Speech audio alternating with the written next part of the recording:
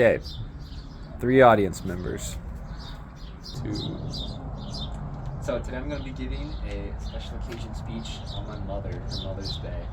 And this is going to be a tribute to her and the many people whose lives she's touched. So over the past few days, I've been reaching out to people who have been big parts of her life and have seen her in different stages of it, and can really testify to the amazing character and woman that she is. So the first story I'd like to share is from her sister Leslie, who's closest in age to her as far as the girls go. And they just grew up sharing a room together and got to know each other over the course of their entire lives, and they're still great friends and sisters to each other. And my Aunt Leslie is the person I'm referring to. And when she was a freshman in the Barry Goldwater High School, because their family would move around a lot, their dad was an executive salesman for the Chrysler Dodge Motor Corporation, and so they moved them around the country all the time. Every few years they're in a new place, a new home. And at one point, they were even living in Germany. But at this point, they were over in Deer Valley, Arizona.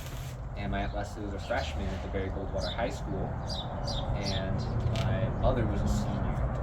And so when my aunt, she's very introverted, unlike my mother. And so she goes to high school, and she gets called Little Andy by everyone she meets. Like, senior, freshman, didn't matter.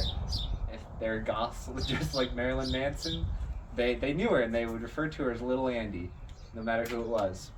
And everyone seemed to know who Andrea was, and that's because she was so friendly to everyone. She had no judgment towards anyone, what they looked like, who they were. She was just a good friend and loved to meet people and show her love for them.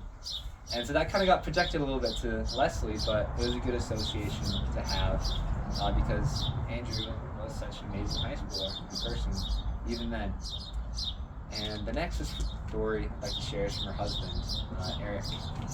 Now, they met in college. My mother was 19 at Northern Arizona University, and this is her first semester, and they got engaged and married, and my mom left her education to pursue raising her children, one of which included Holly, my oldest sister. And as soon as Holly came around, my aunt suggested homeschooling. So my mom took on the big challenge of homeschooling us, and it went on to 2, 3, 4, 7 kids, and it's still going on now. But my mother is an amazing educator and very educated. She manages to learn and teach at the same time because of the love of learning, and that's something that she's given us, all of her kids, and we're very grateful for that. It's one of the gifts that keep on giving in this life, and we get to keep learning because of the example that she gave us. And speaking of example, she really is one. She's never turned anyone away in need. Constantly throughout my life, money never seemed to go too far in our household, especially growing up. But when my mom would go to the bank to deposit a check or cash for some bills, she would find someone along the way to help, almost without fail.